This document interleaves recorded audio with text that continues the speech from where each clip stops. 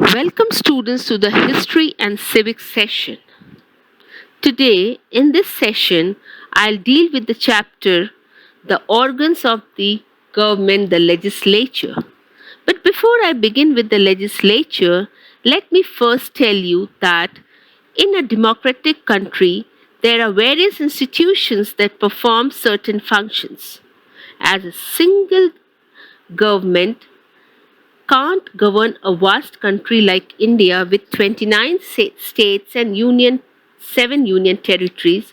So, to carry out the task smoothly and efficiently, our constitution has provided for a federal type of government at the center and state level.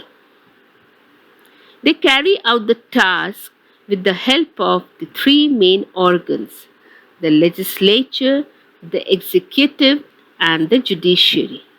The legislature is a body of elected representatives that makes, enacts, and amends laws.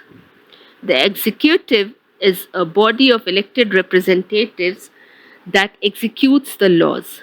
And the judiciary administers justice and interprets the laws.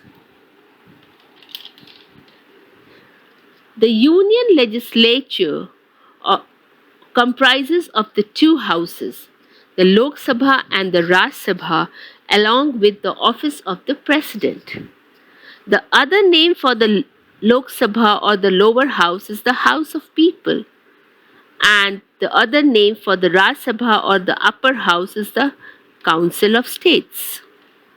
The members of the Lok Sabha are elected directly on the basis of universal adult franchise, whereas the members of the Raj Sabha are elected indirectly by the MLAs of each state through proportional representation by means of single transferable vote. The maximum strength of the Lok Sabha is 552 and the present strength is 545, including two members nominated by the President from the Anglo-Indian community. The maximum strength of the Raj Sabha is 250 and the present strength is 245, including 12 members nominated by the President who are eminent persons from the field of literature, science, arts, and social sciences. The qualifications required to be the members of the Lok Sabha and the Raj Sabha are the following.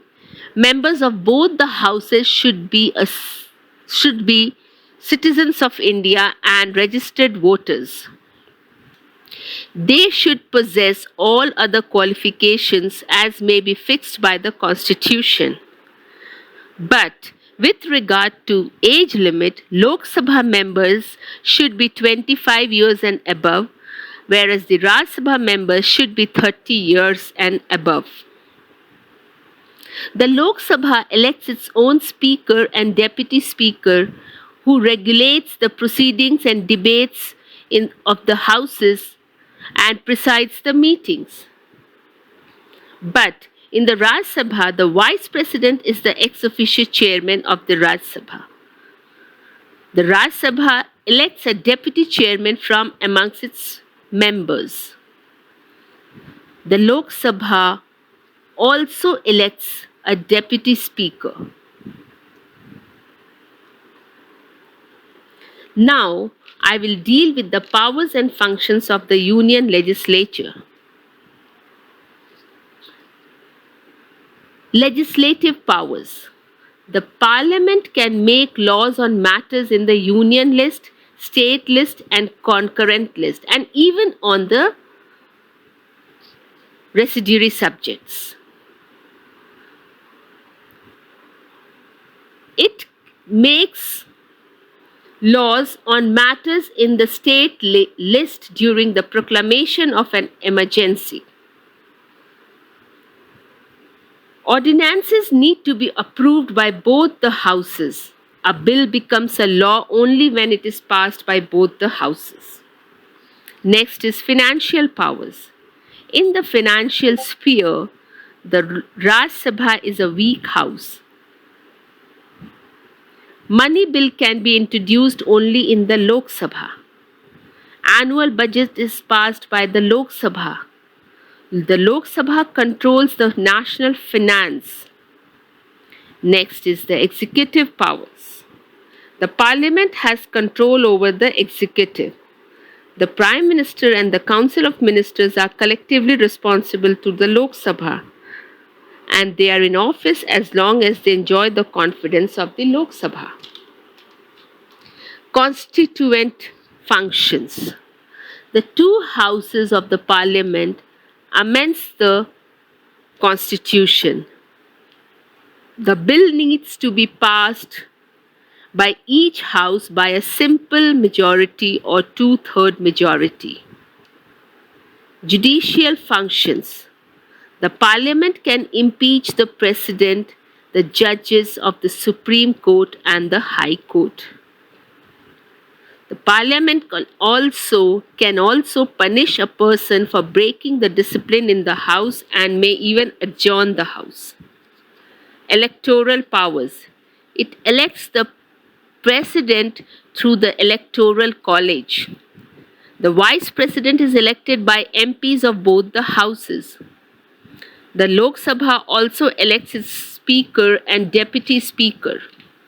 Thus, both the houses exercise control over the executive, electoral powers, and judicial powers, and in matters of impeachment procedures.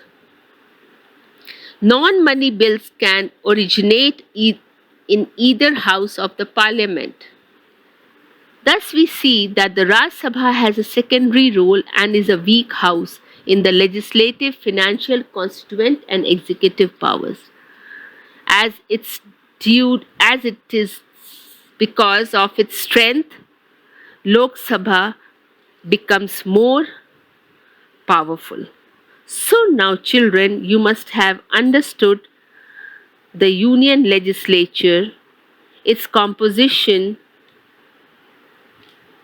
qualification, term of office, powers and functions, etc. Thank you.